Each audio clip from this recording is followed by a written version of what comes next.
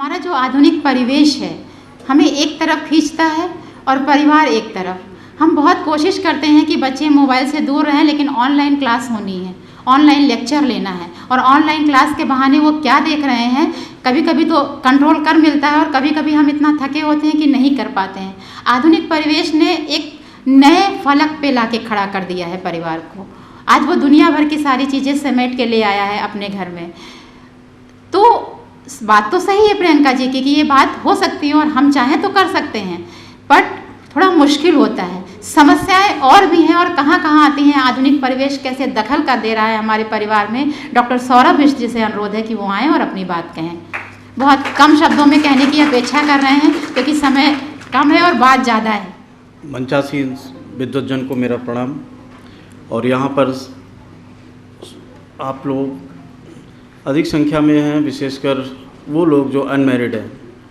तो समस्याएं जो मेरा विषय आज मैडम ने दिया है बोलने के लिए वो है आधुनिक परिवेश एवं परिवार। 3 शब्द हैं। आधुनिकता क्या है, इस विषय पे ज़रूर चिंतन करना होगा। अगर हम तो इतिहास के विद्यार्थी हैं तो हम प्राचीन और मध्य और आधुनिक वो विषय नहीं छेड़ना चाहेंगे, लेकिन ये ज़रूर आपसे कहना चाहेंगे कि आधुनिकता जो तकनीक से संबंधित है, तकनीकी विकास हमेशा होते रहे, हर युग में होते रहे हैं। तो अगर वहाँ से जुड़ी हुई आधुनिकता से आप उससे कोरिलेट करते हैं, संबंध बनाते हैं, तो वो उतनी महत्वपूर्ण नहीं है। आधुनिक होना, तकनीक के विकास से आप हमेशा अवगत रहे हैं, चाहे कुएं से पानी निकालना हो, और पानी निकालने के स्रोत आज चेंज हो गए हैं, परिवर्तित हो गए हैं। मेरा जो विषय है आधुनिकता से, आप अपने दिमाग से, जहन से, मानसिक रूप से कितना दूसरे को स्पेस दे पा रहे हैं आप अपनी। क्योंकि हम जिस चीज़ से जकड़े हुए हैं, जो हमने रूढ़िवादिता बना रखी है अपने दिमाग में, एक सोच मैंने बचपन से डेवलप कर रखी है, उस दायरे में मैं किसी को आने नहीं देता।